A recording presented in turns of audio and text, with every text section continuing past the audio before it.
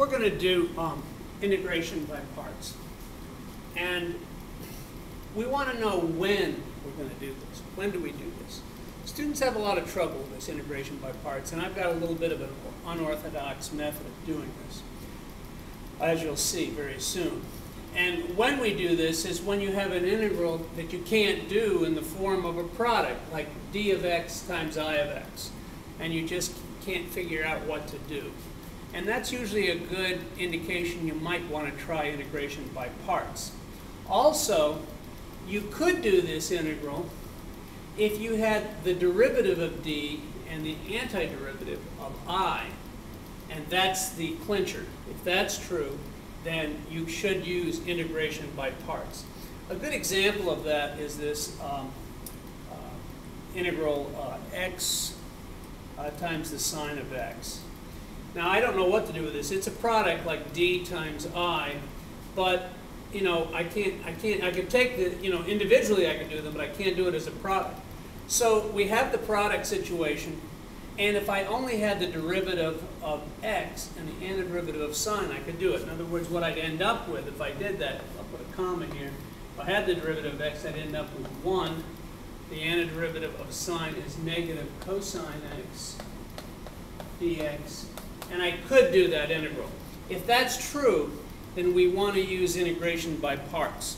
I'm going to move the camera here so you can see it wiggle around a little bit. I'm going to go over to the next board, and this should be a fairly good view here.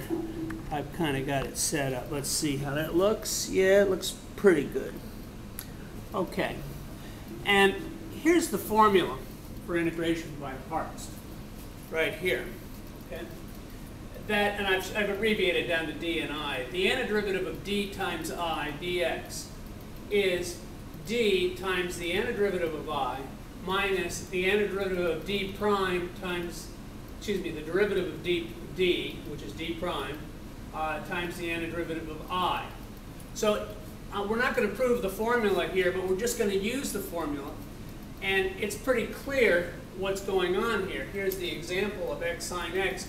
And we decided that if I only had the derivative of that and the antiderivative of that, I could do it. So you call d equals x, and you call I equals sine x. Okay? And then d prime, you know to take the derivative, because d, you take the derivative, that's why I named them that way, equals 1. And the antiderivative of I equals negative cosine x, or the antiderivative of sine is negative cosine x. Now I just plug stuff into the formula. I just write d, which is x, times the antiderivative of I, which is negative cosine x. So I'll put it all together here. Negative cosine x, okay, minus, and now I'm going to have the antiderivative of d prime, which is 1,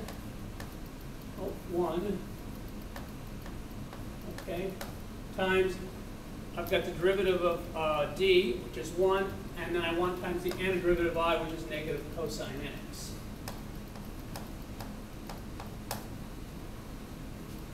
Okay, now I'm going to bring this thing down here. So what I actually have is negative x cosine x minus the antiderivative of negative cosine x dx. That's what I end up with here.